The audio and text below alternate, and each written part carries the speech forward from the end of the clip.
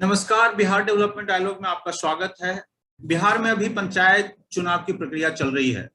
राज्य में हो रहे त्रिस्तरीय पंचायत चुनाव के पहले चरण का मतदान 24 सितंबर को होना तय है। मतदान कुल 11 चरणों में होने वाली है और यह प्रक्रिया साल के अंत तक चलेगी। अमूमन हम चुनाव के समय उम्मीदवारों के द्वारा कामकाज का मूल्यांकन करते हैं, लेकिन जो पंचायत का चुनाव होता है वह लोकसभा और विधानसभा के चुनाव से बिल्कुल अलग होता है। पंचायत रिप्रेजेंटेटिव से हमारी जो अपेक्षाएं हैं वो भी बिल्कुल अलग होती है। इनफैक्ट ज्यादा होती है पंचायत रिप्रेजेंटेटिव से जो हमारी अपेक्षाएं हैं। लेकिन क्या पंचायत रिप्रेजेंटेटिव इतने एम्पावर्ड हैं कि वो हमारे अपेक्षाएं पे खरा उतरे? आज का जो बिहार डेवलपमेंट डायलॉग का विषय है इसी पे केंद्रित है कि हमारे जो पंचायत हैं, पंचायती राज इंस्टीट्यूशंस हैं, कितने एम्पावर्ड हैं और उनके एम्पावरमेंट को कैसे और बेहतर किया जाए, इसी पर केंद्रित है आज का हमारा ये परिचर्चा। आज परिचर्चा के लिए हमारे साथ जुड़े हैं तीसरी सरकार अभियान के संस्थापक डॉक्टर चंद्रशेखर प्राण। डॉक्टर प्राण, आपका स्वागत है परिचर्चा में। जी नमस्कार। नमस्कार जानी। डॉक्टर प्राण का मैं एक छोटा परिचय दे दूं।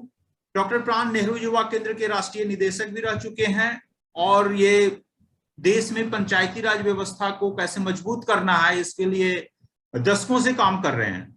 शायद करीब 40 साल से, सर 40 साल से काम कर रहे हैं जी। और इन्होंने पंचायती राज व्यवस्था को लेकर कई पुस्तकें लिखी हैं, शायद 6 पुस्तकें अगर मैं सही हूं तो सर। 12 अब तक 12 आ चुकी हैं। 12 आ चुकी हैं जी।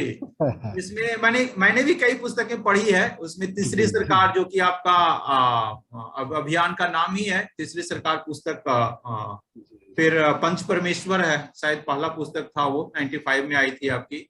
फिर स्वशासन बनाम स्वराज, तो कई पुस्तकें हैं और सर का काफी अनुभव है पंचायत को लेकर के, कैसे पंचायत फंक्शन करती है। और तो सर मैं आपसे बेसिकली आज ये समझने का कोशिश करूंगा कि जो बिहार में है पंचायती राज व्यवस्था, पहला मेरा प्रश्न यही होगा कि क्या वो एम्पावर्ड है आज? जैसे हम एक डिवोल्यूशन ऑफ पावर की बात करते हैं और डेलीगेशन ऑफ पावर। आज होता है कि फैसले सरकार करती है, राज्य सरकार करती है, केंद्र सरकार बनाती है प्रोग्राम, और वो फिर पंचायत को बोला जाता है इम्प्लीमेंट करने के लिए। तो आप कितना एम्पावर्ड है पंचायती राज इंस्टीट्यूशंस, खास करके बिहार के संदर्भ में मैं पूछूंगा आपसे। वास्तव में अगर जिस अर्थ में आप अभी कह रहे थे ना, जिसको हम विकेंद्रीकरण कहते हैं, सत्ता का विकेंद्रीकरण, तो अगर हम विकेंद्रीकरण की दृष्टि से देखें तो बहुत ज्यादा एम्पावरमेंट नहीं है। ईमानदारी सच्चाई तो ये है। और ये सिर्फ बिहार की बात नहीं है, आप पूरे उत्तर बिहार और झारखंड से लेकर के और मध्य प्रदेश को जोड़कर पूरा जो उत्तर भारत है, उत्तर भारत की यही स्थिति है। बल्कि उसमें बिहार की स्थिति थोड़ी बेहतर है। ये कह सकते हैं कि उत्तर प्रदेश से, हरियाणा से, इनसे बिहार की स्थिति थोड़ा बेहतर है। और इधर बीच कुछ ज्यादा बेहतर हुई है, विशेषकर 2006 में जो पंचायती राज में थोड़े संशोधन हुए 2006 में, और उसके बाद 2017 में अभी जाकर के जो परिवर्तन हुआ है, जो संशोधन हुआ है, उससे बड़ा है। लेकिन यहाँ एक चीज बहुत गहराई से जानने की जरूरत है, जिस सशक्तिकरण की बात आप कर रहे हैं, कि वास्तव में विकेंद्रीकरण का मायने क्या होता है। अगर उसको सही अर्थ से अगर हम समझ लें तो चीजें समझ जाती है। पहली चीज ये कि संविधान ने पंचायतों को 2 जिम्मेदारियां सौंपी थी। 73वें संविधान संशोधन के माध्यम से पंचायतों को 2 जिम्मेदारी दी गई थी। पहली जिम्मेदारी ये थी कि वो सेल्फ गवर्नमेंट के रूप में, पंचायत को उसने सेल्फ गवर्नमेंट कहा है, लोगों की अपनी सरकार, स्व सरकार, खुद जहां लोक सरकार होंगे। तो पहला ये दिया था कि वो आर्थिक विकास और सामाजिक न्याय की योजना बनाएगी। पहला दायित्व ये दिया था। दूसरा दायित्व ये था, योजना बनाएगी और उसको क्रियान्वित करेगी, स्वाभाविक है। दूसरा दायित्व ये दिया था कि केंद्र और राज्य सरकार की जो स्कीमें हैं, जिसमें वो 29 सब्जेक्ट भी के स्कीमें शामिल हैं, उसका क्रियान्वयन का काम करेगी। तो दो काम सौंपा था। वास्तव में उसके सरकार होने का और सत्ता के विकेंद्रीकरण का सही अर्थ होता है जब वो अपनी योजना बनाए और योजना बना करके खुद क्रियान्वित करे। क्योंकि देखिए, तीन चीजें होती हैं, सरकार के पास तीन तरह के अधिकार होते हैं। जो सब्जेक्ट दिए जाते हैं और जो एरिया दिया जाता है सरकारों को, सरकार को उसके बारे में पूरी तरह से सोचने का अधिकार होता है, विचार करने का अधिकार होता है, फिर उसके बाद निर्णय लेने का अधिकार होता है, और निर्णय लेने के बाद उसको क्रियान्वित करने का अधिकार होता है। तो विचार का, निर्णय का और क्रियान्वयन का ये कंप्लीट अधिकार यही होता है, जिसको कहिए कि सही अर्थों में जो अधिकार होता है। वास्तव में जहां पर केंद्र और राज्य सरकार की योजनाएं लागू करने की बात है, वो पिछले 25 सालों से 73वें संविधान संशोधन के बाद जो 25-27 साल है, और बिहार में लगभग जो 2006 से, या हम अगर इसको माने 2001 से माने, तो लगभग जो 20 साल बीत रहा है, इन 20 सालों में ज्यादातर काम जो पंचायतों को दिया गया है वो केंद्र और राज्य सरकार की स्कीमें लागू करने का काम दिया गया है। उन स्कीमों में उनके पास सोचने का अधिकार नहीं है, सोचने का अवसर नहीं है, निर्णय का अवसर तो बिल्कुल नहीं है, समझ लीजिए, और सिर्फ क्रियान्वयन का अवसर है। तो ये तो सत्ता का विकेंद्रीकरण नहीं हुआ ना, ये सत्ता का विकेंद्रीकरण नहीं होता। हाँ, अभी पिछले कुछ सालों से जिसको 14वां वित्त आयोग हम कह रहे थे और 15वें वित्त आयोग से, उनको कुछ अनटाइड फंड पंचायतों को मिल रहा है, जिसमें पंचायतें जो है वो खुद अपने गांव के बारे में विचार कर सकेंगी और विचार करके खुद प्लान बनाएंगी और ग्राम सभा उसका निर्णय लेगी उस पर, और निर्णय लेने के बाद उसको क्रियान्वित करेगी। लेकिन बहुत सारे राज्यों में वो भी अभी पूरी तरह से उनको इसके अधिकार नहीं मिल पा रहे हैं, तो वहां भी अभी थोड़ा सा है, और बिहार भी उसमें शामिल है, बिहार उससे अलग नहीं है। कई चीजें हैं क्रियान्वयन की दृष्टि से, बिहार में कई अच्छे प्रयोग हुए हैं, कई अच्छे कार्य हुए हैं, जब समय आएगा तब उस पर बात करेंगे। लेकिन विकेंद्रीकरण की दृष्टि से जो बात हो रही है, दूसरा ये होता है कि सत्ता का जब विकेंद्रीकरण होता है तो तीन चीजों का विकेंद्रीकरण होता है। पहला होता है कि कार्यों का, जो विषय है उस विषय से जुड़े हुए जितने कार्य हैं, मतलब एक विषय में सैकड़ों कार्य हो सकते हैं, दर्जनों कार्य हो सकते हैं, तो सारे कार्यों का को देना, उनको विकेंद्रित करना, सारे कर्मचारी विकेंद्रित करना। तो कार्यकर्मी और कोष, तीन चीजें कही जाती हैं कि कार्य दिया जाए, कर्मचारी दिए जाए और कोष दिया जाए। जब ये पूरा दिया जाता है तो विकेंद्रीकरण होता है। बिहार में और उत्तर प्रदेश में, इन सारे राज्यों में काम दे दिए गए हैं, कहीं 11 काम दिए गए हैं, कहीं 15 विषय, कहते हैं 15 विषयों के काम दिए गए हैं, कुछ काम दिए गए हैं। लेकिन उसमें जिसको कहते हैं ना कि काम तो दे दिया आपने, कर्मचारी उनको नहीं सौंपा आपने, काम आधा अधूरा दिया, कर्मचारी दिया ही नहीं, उनके अधीन आपने कर्मचारी नहीं किया, राज्य सरकार के कर्मचारी हैं बोले, फिर कर्मचारी दे दिया तो कोष अपने नियंत्रण में रखा आपने, तो वो विकेंद्रीकरण नहीं हुआ। और बिहार इससे अछूता नहीं है, अभी बिहार में ये गैप बहुत ज्यादा है। जी, आपने कोष की बात करी सर, वो बहुत ज्यादा इंपॉर्टेंट होता है। अगर आपको कुछ करना है तो ऑब्वियस है कि जब तक आप डिपेंडेंट रहेंगे फाइनेंशियली केंद्र पे या राज्य पे, तो आपको निर्णय लेने की क्षमता जो है काफी लिमिटेड हो जाता है अगर आप फाइनेंशियली डिपेंडेंट हैं जहां पर भी। तो ये जो जैसे बात थी कि टैक्सेशन, कुछ टैक्स के अधिकार हो पंचायत को, तो इस तरह की क्या कम से कम स्कोप है? अभी तक है तो नहीं, लेकिन क्या स्कोप है करने का? वास्तव में देखिए, तीन तरह के फंड्स की बात होती है, तीन रास्ते हैं। पहला तो यह है कि भारत सरकार और राज्य सरकार का जो राजस्व आ रहा है, उस राजस्व में पंचायतों का भी हिस्सा बनता है। जो फाइनेंस कमीशन ऑफ इंडिया है, भारत का वित्त आयोग है, वो बाकायदा उसमें उनकी हिस्सेदारी तय करता है। राज्य वित्त आयोग बना ही इसी बात के लिए है कि वो तय करेगा कि राज्य का जो राजस्व है, वो उस राजस्व में राज्य सरकार का क्या हिस्सा होगा और सेल्फ गवर्नमेंटों का क्या, मतलब नगर पालिका और पंचायत का क्या हिस्सा होगा। तो एक आय का स्रोत ये हुआ पंचायतों का। दूसरा आय का स्रोत हुआ कि पंचायतें खुद टैक्स लगाए। जहां तक बिहार की बात है, जो मेरे संज्ञान में है, कि उत्तर भारत के ज्यादातर राज्यों में, और विशेष करके मैं बार बार कह रहा हूं, जब उत्तर भारत कह रहा हूं तो बिहार और झारखंड और मध्य प्रदेश को जोड़ के कह रहा हूं मैं, इन राज्यों में पंचायतें जो है ना के बराबर टैक्स वसूल रही है। ना के बराबर समझ लीजिए। कहीं कोई थोड़ा बहुत टैक्स उनको मिल जाता है, कहीं से कोई थोड़ी उनकी आमदनी हो जाती है तो हो जाती है अपने टैक्स से, नहीं ना के बराबर है। लेकिन आप उसके नीचे चले जाइए, पश्चिम बंगाल में चले जाइए, और आप दक्षिण भारत में जाइए, महाराष्ट्र में जाइए, तेलंगाना में जाइए, एक एक ग्राम पंचायत का करोड़ों रुपए का अपना रेवेन्यू जनरेट होता है, करोड़ों का अपना रेवेन्यू जनरेट करती है वो। तो लेकिन बिहार का जहां तक सवाल है, बिहार में अभी एक प्रोसेस चल रहा है, टैक्स पंचायतें वसूल सकें और उनको टैक्स किन किन क्षेत्रों में ले सकेंगी, इसके लिए एक ड्राफ्ट तैयार हुआ है और सरकार के अंतर्गत विचाराधीन है। अभी उस पर कोई फाइनल निर्णय नहीं आया है, कोई नोटिफिकेशन इस तरह जारी नहीं हुआ, क्योंकि पंचायतें, अधिनियम कहता है पंचायतें टैक्स लगा सकती हैं, लेकिन एक उसमें जोड़ दिया जाता है कि राज्य सरकार की अनुमति के बाद लगाएंगी। तो कुछ भी प्रस्ताव जाएगा तो राज्य सरकार उसको फाइनल वो देगी। तो अभी वहां उस लेवल पर रुका पड़ा है। तो टैक्सेस के आधार पर गुणे। तीसरा होता है कि पंचायतें अपने कुछ जन सहयोग या कुछ उत्पादन का काम करे, कोई और काम करके, जैसे दूसरे राज्य सरकारें और केंद्र सरकार रेवेन्यू जनरेट करती है दूसरे माध्यमों से, ऐसे करे या कहीं से सहयोग ले, आप CSR के अंतर्गत ले या किसी अदर एजेंसी से। तो आज की तारीख में इन तीनों दृष्टियों से आप देखिए तो पंचायतें बहुत कमजोर स्थिति में खड़ी हैं, इसलिए अपना उनका रेवेन्यू का एरिया बहुत कम है। 15वें जो 15वां वित्त आयोग है उसने एक बड़ी धनराशि दी है, करोड़ों रुपए की धनराशि पंचायतों को मिल रही है। MG नरेगा के अंतर्गत बहुत बड़ी धनराशि आती है पंचायतों के पास, लेकिन अभी भी वो अनटाइट फंड होते हुए भी अभी उतना खुलापन उनके पास नहीं है, उस तरह के निर्णय लेने का अधिकार अभी उनको नहीं मिला है, लेकिन वो मिलना चाहिए। और जैसे अभी आप कह रहे थे कि उनकी कैपेसिटी क्या है, तो ये भी सही है कि अभी कैपेसिटी का भी अभाव है। अगर इतने सारा उनको एक बारगी दे दिया जाएगा तो वो उसको ठीक से मैनेज भी नहीं कर पाएंगी, ये समस्या है।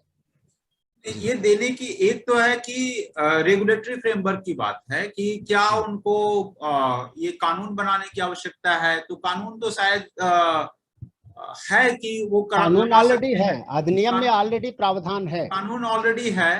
तो ये लैकिंग कहां पर है? बेसिकली ये स्टेट गवर्नमेंट्स के पास है कि स्टेट गवर्नमेंट्स अपने जो पावर है वो डेलीगेट करना नहीं चाहती है, वो ये नहीं चाहती है कि और एक मतलब एडिशनल पावरफुल एंटिटी हो जाए। इस तरह का ये है कि उनका फोकस जो है सिर्फ क्रियान्वयन पे रहे, वो हम पैसे दे और हम जैसे चाहें वो काम करें, या मतलब ये कहां पर लैकिंग है कि उनको पावर ये नहीं मिल पा रहा? ये पावर का संघर्ष है, इसे तो इनकार नहीं किया जा सकता। वास्तव में 73वें संविधान संशोधन से पहले जब 64 अमेंडमेंट हो रहा था राजीव गांधी के पीरियड में, तो उस समय सबसे ज्यादा इसका जो विरोध किया था राज्य सरकारों ने किया था विरोध, जो राज्यसभा में जाकर के विधेयक नहीं पास हुआ था, मैं उस पर अंदर नहीं। और उसके पीछे का यही था कि चूंकि पंचायत का जो सब्जेक्ट है ना संविधान में, वो स्टेट का सब्जेक्ट है, मूलतः ये स्टेट का सब्जेक्ट है। जो स्थानीय लोकल सेल्फ गवर्नमेंट है वो पंचायत, और लोकल सेल्फ गवर्नमेंट जो है वो राज्य का है। और यही राज्यों को आपत्ति रही है कि जब ये मेरा सब्जेक्ट है तो केंद्र सरकार इसमें क्यों हस्तक्षेप कर रही है। खैर उसके एक अलग जवाब था, क्योंकि वो तो संविधान ने दोनों को जिम्मेदारियां दी थी, जो अनुच्छेद 40 में दिया था कि राज्य शब्द का प्रयोग किया था दी स्टेट के अर्थ में। तो दी स्टेट जब कहते हैं तो केंद्र सरकार, राज्य सरकार सब उसमें शामिल हो जाती हैं। तो इस नाते उन्होंने संविधान का संशोधन किया अपनी सीमाओं में, लेकिन अधिकार जो दिया जाएगा, ये अधिकार देने की जिम्मेदारी राज्य के विधानमंडलों पर छोड़नी पड़ेगी। और आज यही अंतर है कि केरल या महाराष्ट्र या कर्नाटक राज्य या पश्चिम बंगाल, इन राज्यों में राज्य सरकारों ने ज्यादा पावर दिया। जैसे आप कह रहे हैं ना, ज्यादा उनको अधिकार सौंपे, ज्यादा अधिकार सौंपे, तो उन्होंने सिर्फ अधिकार नहीं सौंपा, अधिकार कार्य भी दिया, कर्मचारी भी उनके अधीन किए, सबने अपना पंचायत संवर्ग बनाया, अलग से पंचायत संवर्ग बनाया है। बिहार में भी उसके अधिनियम में लिखा है कि राज्य में जिला स्तर पर जिला पंचायत संवर्ग स्थापित किया जाएगा, अर्थात अलग से कर्मचारी वर्ग बनाए जाएंगे जो पंचायतों के अधीन होंगे। लेकिन अभी उस दिशा में कोई ज्यादा प्रगति नहीं हुई। बिहार के अधिनियम में ये प्रावधान है, तो वो एक तो कर्मचारी नहीं दिए, और कोष में बड़ी, जब काम ठीक से नहीं दे रहे हैं, कर्मचारी नहीं दे रहे हैं, तो नियंत्रण नहीं होगा, और कोष भी नहीं दे रहे हैं, तो ये है। लेकिन देखिए टैक्सेस न लेने के पीछे 2-3 कारण हैं। एक कारण तो ये है कि उसकी ये अपने आप टैक्स ले नहीं सकते, उसके लिए राज्य सरकार से अनुमति लेनी पड़ेगी, राज्य सरकार जब स्वीकृत करेगी तभी टैक्स लगा सकेंगे, पहली चीज। और अनुमति का मतलब हो गया एडमिनिस्ट्रेटिव या लीगल, उसके लिए कानून बनाने नहीं की नहीं नहीं नहीं, बिना जो भी ये टैक्स का प्रस्ताव बनाएगी पंचायतें, चाहे वो जिला पंचायत हो, इवन जिला पंचायतें टैक्स वसूल रही हैं, ग्राम पंचायतें बिल्कुल नहीं वसूल रही हैं, तो जिला पंचायतें जो टैक्स वसूलती हैं उसकी भी स्वीकृति जा करके, जब उनकी सहमति राज्य सरकार की मिलती है तभी जिला पंचायतों को वसूलने का अधिकार मिलता है, क्योंकि अधिनियम में ही उसको मेंशन कर दिया गया है, पहली चीज। दूसरा ये है कि गांव की जो परिस्थितियां हैं, विशेष करके बिहार और उत्तर प्रदेश या झारखंड जैसे गांवों में, कि वहां की जो सामाजिक परिस्थितियां हैं, जो आर्थिक परिस्थितियां हैं, वो भी इस तरह नहीं है कि वहां के लोगों से ज्यादा टैक्स वसूला जा सके, क्योंकि वहां की परिस्थितियां, जो भौतिक परिस्थितियां इस तरह से हैं। आप अगर चले जाइए कर्नाटक, महाराष्ट्र और वहां के गाँव में ना, तो वहां गांव की जो संपन्नता है और गांव का जिस तरह से कस्बाई चरित्र बन गया है ज्यादातर गांवों का, तो वहां पर टैक्स बड़ी आसानी से भवन कर लिया जा रहा है, जल कर लिया जा रहा है, बहुत सारे टैक्सेस लिए जा रहे हैं, वाहन टैक्स लिया जा रहा है, तो वहां पर एक अच्छी आय हो जाती है वहां की पंचायतों की। तो अपने रिसोर्सेज होता यह है कि देखिए दो तरह, जो स्कीम के थ्रू पैसा आएगा राज्य और केंद्र की, उसमें तो सोचने और निर्णय लेने का अधिकार ही नहीं होता, सब कुछ ऊपर से तय हो जाता है, इनको सिर्फ इम्प्लीमेंट करना है, ठेकेदारी करनी है उसके, इतना ही मान लीजिए कि एक ठेकेदार के रूप में पंचायतें वहां काम करती हैं, इम्प्लीमेंट करती है। दूसरा ये है कि मान लीजिए जो वित्त आयोग का पैसा आया, फाइनेंस कमीशन से पैसा आया, उसकी भी बाकायदा गाइडलाइन आती है, उसमें भी जिस तरह के नियंत्रण अभी लगा दिए गए हैं, उस नियंत्रण के साथ उस तरह की आजादी नहीं है पंचायतों के पास। और तीसरा जो सबसे महत्वपूर्ण है कि जब वह अपने रिसोर्सेज जनरेट करती है, तो जिस दिन अपने रिसोर्सेज जनरेट करेंगी उसको अपने तरीके से खर्च करने का अधिकार होगा, स्वाभाविक है, उनको अपने तरीके से खर्च करने का अधिकार होगा। तो जिस दिन वो करेंगी उस दिन वो सही अर्थों में सरकार बनने लगेगी और अपने पैरों पर पंचायतें खड़ी होगी, फिर दूसरे के पैसे का इंतजार नहीं करेंगी। ज्यादातर वही काम इसलिए पंचायतें करती हैं जिसका पैसा मिल जाता है, जिसकी स्कीम आ जाती है, उसके अलावा कुछ सोच ही नहीं पाती पंचायतें। और एक अंतिम बात जो सबसे महत्वपूर्ण है, जो आपने अपने पूरे शुरू में ही कहा था, कि जो पंचायत प्रतिनिधि हैं जिनके साथ ये जिम्मेदारी है, तो दो अभाव सबसे ज्यादा है, गैप सबसे ज्यादा है। पहला गैप ये है कि पंचायत अभी एक इंस्टीट्यूशन के रूप में नहीं खड़ी हो पाई, वो वन मैन शो बन करके रह गई है, मुखिया ही पंचायत, पंचायत ही मुखिया। अभी उस तंत्र को थोड़ा सा बिहार सरकार ने तोड़ने की कोशिश की है, वार्ड लेवल पर वार्ड सभा को पावरफुल बना करके और वार्ड के स्तर पर क्रियान्वयन और प्रबंधन समिति बना करके वार्ड मेंबरों को अधिकार दे करके थोड़ा सा उस तंत्र को, उस पूरे कागज को तोड़ने की कोशिश की है उन्होंने, लेकिन वो निर्णय के आधार पर बहुत कम है, क्रियान्वयन के आधार पर ज्यादा है अभी भी, एक चीज। दूसरा ये है कि जो मेंबर्स आ रहे हैं, क्योंकि पंचायत जो है वो सदस्यों से बनती है, मुखिया से नहीं बनती है, अकेले अध्यक्ष से नहीं बनती है। संविधान कहता है कि तीनों स्तर की पंचायत चुने हुए सदस्यों से बनेगी, तो जब चुने हुए सदस्यों से बनती है तो उसमें वार्ड मेंबर सबसे महत्वपूर्ण हो जाता है, और वही सबसे ज्यादा कमजोर है आज की स्थिति में। कमजोर इस सेंस में कि ऐसे लोग वार्ड मेंबर के रूप में आते हैं, उत्तर प्रदेश की हालत तो बहुत खराब है, यहाँ तो लाखों पद खाली रह जाते हैं, 7 लाख पदों में, 7.5 लाख पदों में 50% पदों पर निर्विरोध चुनाव हो जाता है, और 1/4 से ज्यादा पद खाली रह जाते हैं, तो 1/4 पर खाली चुनाव होता है। आप समझ सकते हैं कि वार्ड मेंबरों के उस पद के प्रति क्या आकर्षण है या उसके प्रति लोगों का अभिरुचि क्या है। बिहार की भी हालत थोड़ा सा अब सुधरेगी इस चुनाव में, पहले की हालत यही थी, बिहार की भी लगभग पहले की हालत यही होती थी। तो एक तो उनके अंदर कुशलता नहीं है, उनमें अभिरुचि नहीं है अपने काम के प्रति, जानकारी नहीं है, जागरूकता का अभाव है। प्रधानों का प्रशिक्षण या मुखिया का प्रशिक्षण तो हो जाता है, वार्ड मेंबर का कोई प्रशिक्षण ही नहीं होता, वार्ड मेंबर प्रशिक्षणों से वंचित रहते हैं, जागरूकता का बड़ा अभाव है। तो कई मोर्चों पर लड़ाई लड़ने की आवश्यकता है जी। तो कैपेसिटी बिल्डिंग पर, जैसे अभी हम टैक्सेशन की बात करें या और भी निर्णय लेने की बात या प्लान बनाने की बात, तो अभी का जो इंस्टीट्यूशनल सेटअप है उसमें आपको लगता है कि पंचायतों के पास ये कैपेसिटी है कि वो मतलब क्रियान्वयन तो कर ले रहे हैं लेकिन वो प्लानिंग कर सकें, वो और चीजें कर सकें? वो करने की स्थिति में है वो?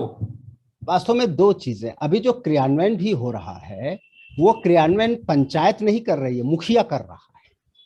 अभी वार्ड मेंबर करने लग जाएगा, तब समझिए पंचायत का रूप बनने लगेगा। तो ये थोड़ा सा बदलाव आया है। पंचायत जब हम कहते हैं तो हम वो एक टीम की बात करते हैं ना, इंस्टीट्यूशन होता है। पंचायत मीन्स एक इंस्टीट्यूशन, वो सारे वार्ड मेंबर और मुखिया इनको मिलाकर पंचायत बनती है। तो जब हम पंचायत की कैपेसिटी की बात करें तो वो अभी बहुत ही कमजोर है। पंचायत की कैपेसिटी जो है वो इस मामले में बहुत कमजोर है, एक चीज। दूसरा, लेकिन दूसरे अर्थ में आप दूसरा एक नजरिया देखिए, ऐसा नहीं है कि गांव के लोग जो हैं, गांव के लोगों में ये अपनी प्लानिंग की क्षमता नहीं है, क्रियान्वयन की या निर्णय लेने की क्षमता नहीं है, ऐसा हम नहीं कह सकते। जो व्यक्ति अपना परिवार चला सकता है, परिवार को प्लान तो करता है ना, वो अपनी बेटी की शादी को प्लान करता है, खेती को प्लान करता है, बड़े से बड़ा प्लान करता है ना वो, और साल भर की प्लानिंग करता है और चलाता है। तो अगर एक एक व्यक्ति अपने परिवार की पूरी प्लानिंग कर सकता है तो वो व्यक्तियों का वो समूह क्या गांव की प्लानिंग नहीं कर सकता क्या? गांव के विकास की योजनाएं नहीं बना सकता क्या? निश्चित रूप से बना सकता है। लेकिन अब दिक्कत कहां है? दिक्कत यह है कि सारा का सारा जो नई तकनीकी आई है, नई टेक्नोलॉजी है, प्लानिंग का नया ढर्रा आया है, नई नई चीजें आई हैं, वो जो हमारा अपना एक परंपरागत प्लान का तरीका है उससे और उसके बीच का जो गैप है वो बहुत बड़ा गैप है। हमें दोनों में समझौते करने पड़ेंगे। एक तो ये जो दिल्ली और पटना की प्लानिंग है ना, जो एसी कमरों में बना करती है और जो बहुत सारी तकनीकी जिसमें चीजें लगती हैं अंग्रेजी वाली, उससे थोड़ा सा उसको सरल करना पड़ेगा और गांव के हिसाब से प्लानिंग के तरीके तय करने पड़ेंगे। ये जब आप करेंगे तो वो गांव के लोगों के स्वभाव और उनके अपने व्यवहार के ज्यादा नजदीक होगा, तब सीखने में भी उनकी रुचि होगी। और सीखने में क्या, बहुत सारी चीजें उनको आती ही हैं। अगर हम थोड़े इंफॉर्मेशन, थोड़ी सी टेक्नोलॉजी, उसके एप्रोप्रिएट टेक्नोलॉजी, ये सारी चीजें जोड़कर और उनका जो अपना अनुभव है उसके साथ प्लानिंग को हम प्रोत्साहित करेंगे तो प्लानिंग बहुत बेहतर तरीके से गांव में हो सकती है और उस प्लानिंग के साथ निर्णय भी बेहतर तरीके से हो सकता है। पंचायती राज का तो मानना ही था ना, इसी पे आया ही था कि गांव के लोग जब अपनी योजना बनाएंगे, अपनी सोच और अपनी समझ से अपनी जरूरतें पहचानेंगे, अपनी योजना बनाएंगे, अपने तरीके से उसको क्रियान्वित करेंगे, स्थानीय संसाधन जोड़ेंगे, स्थानीय पहल जुड़ेगी, तब सच्चा विकास होगा। यही तो है ना पंचायती राज की पूरी परिकल्पना। लेकिन हमको उस ढर्रे पर इसको ले जाना पड़ेगा। हम उस ढर्रे पर ले नहीं जा रहे हैं। हम वही जो नौकर, जो एक कह लीजिए कि अंग्रेजों के जमाने से जो कंसेप्ट था ना, उसी कंसेप्ट के नजदीक हम ज्यादा अभी घूम रहे हैं।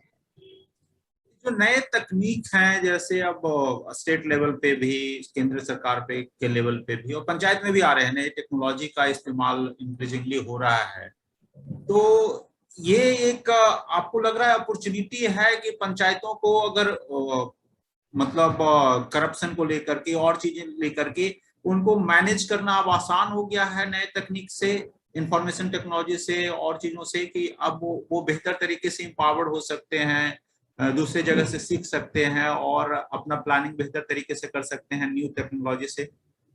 या बिल्कुल स्वाभाविक है। इसलिए देखिए, करप्शन दो चीजों से हटता है। करप्शन जो खत्म होगा, एक तो पारदर्शिता से खत्म होगा और दूसरा सहभागिता से खत्म होगा।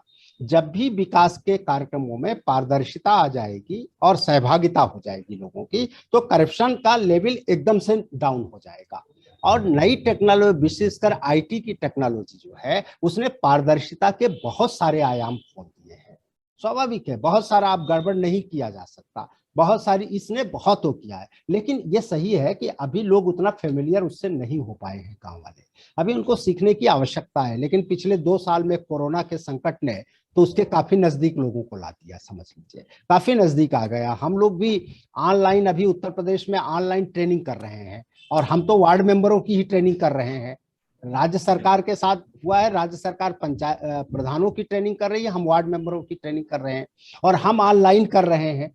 तो मैं ये देख रहा हूं कि ठीक है, हम 60 लोगों को आमंत्रित करते हैं, उन 60 में से 30 लोग ही ऑनलाइन जुड़ पा रहे हैं, ये सही हो रहा है। लेकिन 30 तो जुड़ रहे हैं ना, और वो 30 लोग जिस तरह से उसको उसमें इंटरेस्ट ले रहे हैं और जिस तरह से मतलब उनको अच्छा लग रहा है, उससे लग रहा है आने वाले 1-2 सालों में ये टेक्नोलॉजी बहुत ज्यादा फेमिलियर हो जाएगी गांव के लिए भी। और ये जहां जैसे आप कह रहे हैं सहभागिता बढ़ जाएगी, इससे पार्टिसिपेशन भी बढ़ेगा और पारदर्शिता तो इससे बढ़ेगी ही। तो स्वाभाविक है इससे करप्शन खत्म होगा, बहुत कैपेसिटी स्वाभाविक। बिल्डिंग के लिए लेकर के सर क्या करने की आवश्यकता है? एक तो आपने कहा कि जो वार्ड मेंबर्स हैं उनका प्रशिक्षण बिल्कुल भी नहीं है। अब इसमें होता है कि उसमें उस लेवल पे क्या, और जो मुखिया और अदर रिप्रेजेंटेटिव्स भी हैं, तो ज्यादातर जो ऐसा देखा गया है कि वो जो प्रशिक्षण होता है उनका खाना पूर्ति ही रहता है।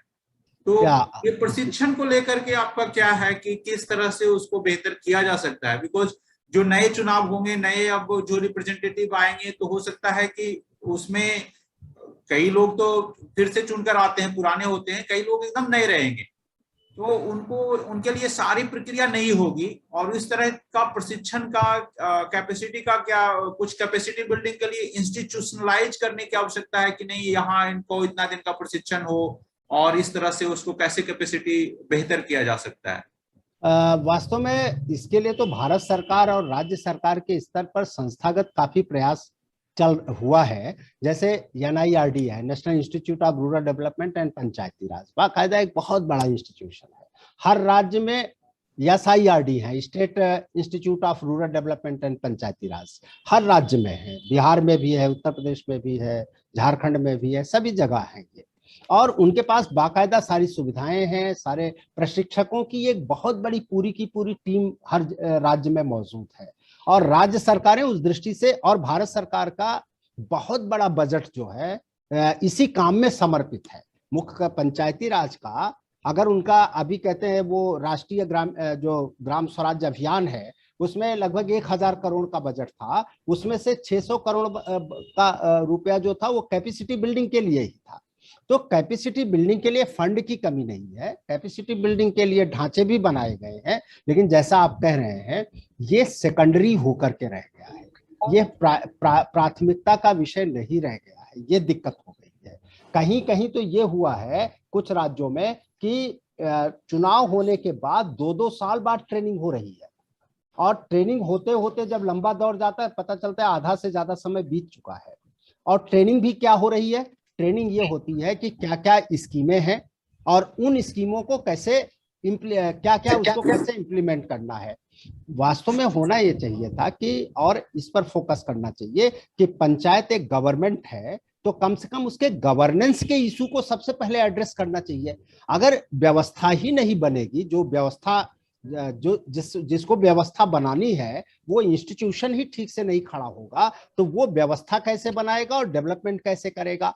तो उसका वो पार्ट जो है, जो संस्थागत विकास का पार्ट है, वो गैप हो जाता है। ज्यादातर हम डेवलपमेंट पर ट्रेनिंग को फोकस कर देते हैं, तो डेवलपमेंट पर फोकस करते हैं तो चीजें बहुत बिखर जाती हैं।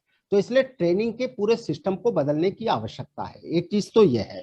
दूसरा ये है कि ट्रेनिंग में 1 दिन की, 2 दिन की, 4 दिन की ट्रेनिंग से कोई समाधान नहीं निकलने वाला है। आप देखिए, एक व्यक्ति को, मतलब एक सरकारी कर्मचारी को जब उसकी नौकरी मिलती है तो महीनों उसको ट्रेन किया जाता है, तब IAS वालों को तो 2 साल की ट्रेनिंग होती है पूरी, तब जा करके वो इस लायक बनते हैं। तो आप जिसको एक गवर्नमेंट का, मतलब मुखिया एक तरह से गांव सरकार का प्रधान है, मुख्यमंत्री है, उसकी कम से कम आप, दूसरा क्या है, दिक्कत यह है कि आप कहेंगे कि भाई किस मुख्यमंत्री की और प्रधानमंत्री की ट्रेनिंग होती है, तो मुखिया की ट्रेनिंग है, अलग अलग चीजें हैं। उस प्रधानमंत्री और मुख्यमंत्री के पास इतनी बड़ी ब्यूरोक्रेसी होती है, इतनी बड़ी नौकरशाही होती है कि वो सिर्फ, उसका विजन होता है, क्रियान्वयन और टेक्निकल नॉलेज तो सारे के सारे अधिकारियों के पास होता है, कर्मचारियों के पास होता है। पंचायतों के पास क्या है, कितना बड़ा उनके पास कर्मचारियों का वर्ग है, ये देख लीजिए। मुखिया जी को ही चेक पर साइन भी करनी है, मुखिया जी को वो भी करना है, और मुखिया जी को टेक्निकल काम भी करना है, तो मुखिया जी कितना कर पाएंगे? वार्ड मेंबर सब गायब होते हैं उसमें से, उनको कहीं शामिल नहीं किए। आप बिहार में भी 6 कमेटियां हैं समझ लीजिए ग्राम पंचायत की, और उन 6 कमेटियों में सारे काम बांटे गए हैं, लेकिन वो कमेटियां कितनी एक्टिव हैं, कितने सक्रियता से काम कर रही हैं, ये तो मेरे ख्याल से राज्य सरकार भी इस पर चिंता व्यक्त करती है, और समाज की चिंता ही है। तो लेकिन अभी जैसे मैं कह रहा हूं कि बिहार में जो नई पहल हुई है, 2-3 जो नई पहल की है, एक तो उन्होंने वार्ड ग्राम सभा के साथ साथ वार्ड सभा को एक पहचान दी है। भले वो अभी प्रशासनिक स्तर पर ही उस चीज को लिया गया हो, अधिनियम का हिस्सा ना बनाया गया हो, लेकिन वार्ड सभा एक्टिवेट हुई है और वार्ड सभा को इम्प्लीमेंटेशन में भी शामिल किया गया है, जो सबसे महत्वपूर्ण है। और वहां पर जो क्रियान्वयन और प्रबंधन समिति बनाई गई है वार्ड की, उससे लोगों के जुड़ाव का आधार बना है। लेकिन सिर्फ जैसे बार बार मैं कह रहा हूं कि अगर पंचायतें सिर्फ राज्य और केंद्र सरकार की स्कीमें चलाती रहेंगी और उन स्कीमों के लिए ही आप उनको यूज करते रहोगे, तो उनके अंदर की वो क्षमताओं का संवर्धन नहीं होगा जो सेल्फ गवर्नमेंट के रूप में जो संविधान ने सोचा था।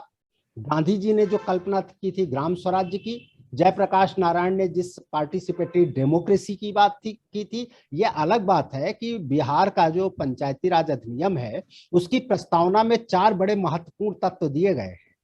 मतलब शब्दों में जहां है, पहला तो यही दिया गया है कि इसको हम स्वशासित सरकार के रूप में विकसित करेंगे या स्व सरकारी के रूप में जीवंत रूप से यह संचालित हो सके, ये प्रस्तावना है।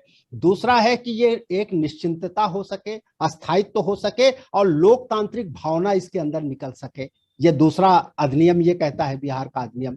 तीसरा ये कहते हैं कि इनको अपने कार्यों के प्रबंधन और संचालन की बेहतर जानकारी हो सके और बेहतर रूप से कर सकें, इसलिए अधिनियम को बनाया जा रहा है। और अंत में कहते हैं आर्थिक एवं सामाजिक न्याय की योजनाएं बना सकें और उस न्याय की प्राप्ति कर सकें पंचायतें, इसके लिए पूरा का पूरा अधिनियम बनाया गया है। अब आप देखिए, शब्दों को देखिए, कोई चीज छूट नहीं रही है इन 4 चीजों में। अगर इन 4 चीजों के हिसाब से राज्य सरकारें भी ईमानदारी के साथ निर्णय का अधिकार इनको सौंपने लगे और इनको अवसर दें, ठीक है गलतियां होंगी, मैं नहीं कहता गलती नहीं होगी, भाई आदमी ड्राइविंग सीखता है तो छोटे बड़े एक्सीडेंट तो हो जाते हैं ना, लेकिन ये छोटी बहुत गलतियां होंगी, लेकिन उनका अधिकार और अवसर देना होगा, तभी जाकर के ये लोकतांत्रिक व्यवस्था, ये सहभागी लोकतंत्र, ग्राम स्वराज जो सब बिहार की धरती से उठा है, और बिहार तो बड़ा समृद्धशाली है ना। और एक चीज और जो कहीं छूट ना जाए बातचीत में, जिसके बिहार के पंचायती राज व्यवस्था का जो सबसे महत्वपूर्ण आयाम है वो यहाँ की ग्राम कचहरी है, वो सबसे महत्वपूर्ण है। अभी चुनाव होगा ना, तो सिर्फ वार्ड मेंबर और मुखिया जी ही नहीं चुने जाएंगे, पंच और सरपंच भी चुने जाएंगे। ये अद्भुत है, अद्वितीय है, ऐसा हिंदुस्तान में कहीं नहीं हो रहा है। वैसे ये सही है कि जब अंग्रेजों के जमाने में पंचायती राज एक्ट बना था पहली बार 1920 में, तो सभी प्रांतों ने जो एक्ट बनाए थे, न्याय पंचायत और ग्राम पंचायत दोनों को रखा था, लेकिन धीरे धीरे न्याय पंचायत को साइड में करते चले गए। आज 9 राज्यों में न्याय पंचायतों के प्रावधान हैं, लेकिन बाकी 8 राज्य इस मामले में फिसड्डी सिद्ध हो रहे हैं। बिहार अग्रणी भूमिका निभा रहा है और ग्राम कचहरी का जो अब तक सर्वे आया है, ग्राम कचहरी की जो रिपोर्टें आई हैं, वो बहुत ज्यादा उत्साहित करती हैं, समझ लीजिए उसके बहुत अच्छे इम्पैक्ट हो सकते हैं। और सच्चा पंचायती राज जो ग्राम स्वराज और सहभागी लोकतंत्र की आत्मा को छुएगा, वो ग्राम कचहरी की महत्वपूर्ण भूमिका हो सकती है। लेकिन ग्राम कचहरी में बहुत काम करने की आवश्यकता है राज्य सरकार को। जी जी, तो हम उम्मीद करते हैं, जैसे आपने कहा कि अधिनियम है, कानून है, सारी चीज वो हैं, लिखे हुए हैं कानून में कि उनको एम्पावर किया जाए, लेकिन जो ग्राउंड रियलिटी है ये दर्शाता है कि उनका जो अभी तक जो है कि वो सही मायने में एम्पावर्ड नहीं है, वो सिर्फ क्रियान्वयन पे फोकस्ड है। लेकिन उस दिशा में आपको लग रहा है कि कुछ काम बढ़ रहा है, जैसे अगर वार्ड मेंबर और ये सब एम्पावर्ड होते हैं तो पंचायतें और एम्पावर्ड होगी और अच्छे तरीके से काम कर सकेगी। डॉक्टर प्राण, आपको एक अंतिम बात और एक लाइन में, क्योंकि ये पंचायत चुनाव आ गया है और आपने शुरू में कहा था कि पंचायत चुनाव अलग है दूसरे चुनावों से, ठीक है, तो पंचायत चुनाव निश्चित रूप से अलग है, इसलिए कि पंचायत के माध्यम से बाकी चुनावों में तो हम अपना प्रतिनिधि चुनते हैं और सिर्फ चुनते हैं, मतलब इलेक्शन में ही हमारी भूमिका होती है, गवर्नेंस में हमारी डायरेक्ट कोई भूमिका नहीं है, अर्थात चुनाव में है लेकिन शासन चलाने में नहीं है। पंचायत में हम दोनों भूमिकाओं, नागरिक अपनी दोनों भूमिकाएं निभाता है, जिस अर्थ में वो नागरिक होता है, नागरिक की हैसियत से वो मतदाता के रूप में सरकार बनाता है और फिर ग्राम सभा सदस्य के रूप में, वार्ड सभा सदस्य के रूप में, और फिर उसके बाद ग्राम पंचायत के सदस्य के रूप में वो सरकार चलाता भी है। तो यहाँ सरकार बनाना और सरकार चलाना दोनों होता है।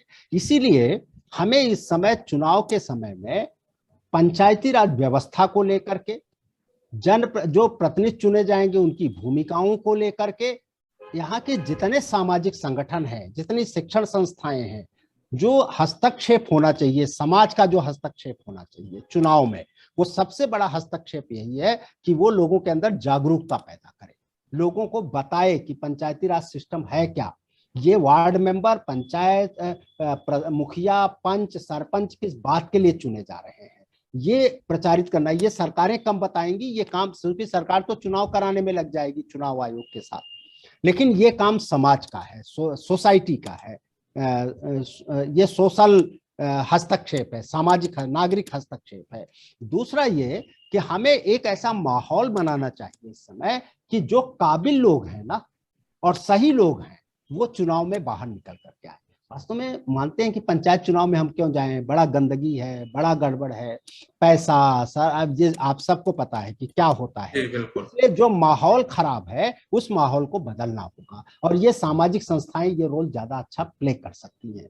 तो एक तो ये होगा कि हमें ऐसा माहौल बनाए कि महिलाएं विशेष करके जो काबिल, ऐसा नहीं गाँव में काबिल महिलाएं नहीं है, ऐसी महिलाएं नहीं है जिनमें लीडरशिप क्वालिटी नहीं है, लेकिन वो सामने नहीं आती ना, उस तरह का माहौल हम नहीं दे पाते वहां पर। परिणाम यह होता है रबर स्टैंप बन करके महिलाएं चली जाती हैं सारी की सारी, जो सबसे बड़ा दुर्भाग्य बन रहा है। कमजोर तबकों के साथ भी यही बात है। तो कैसे हम एक वातावरण बनाए, हम कैसे ये कहें ग्राम सभा के महत्व को स्थापित कर सके इस समय में, वार्ड मेंबर के रूप में भी अच्छे लोग निकल करके बाहर आए, कैसे लोग खुद अपना एजेंडा तय करें इस चुनाव में। क्योंकि जब ग्राम सभा जो है वो अपना मंत्रिमंडल बनाने जा रही है, ग्राम सभा विधायिका है और पंचायत जो है ग्राम पंचायत वो मंत्रिमंडल है, तो जब मंत्रिमंडल बनाने जा रही है, अपना प्रधानमंत्री, मुख्यमंत्री और कैबिनेट मंत्री चुनने जा रही है, तो अपना एजेंडा भी तय करे ना, तो गांव का घोषणा पत्र बनना चाहिए। ये सारी चीजें जब होंगी तभी जाकर के कुछ निकलेगा। जी, आपको परिचर्चा में जुड़ने के लिए डॉक्टर प्राण बहुत बहुत धन्यवाद। समय का अभाव है तो मैं यहीं पे परिचर्चा समाप्त करूंगा, और मैं उम्मीद करता हूं कि आने वाले दिनों में पंचायत जो है वो और ज्यादा एम्पावर्ड होगी और बेहतर काम करेगी। Thank you so much for. धन्यवाद, धन्यवाद, धन्यवाद।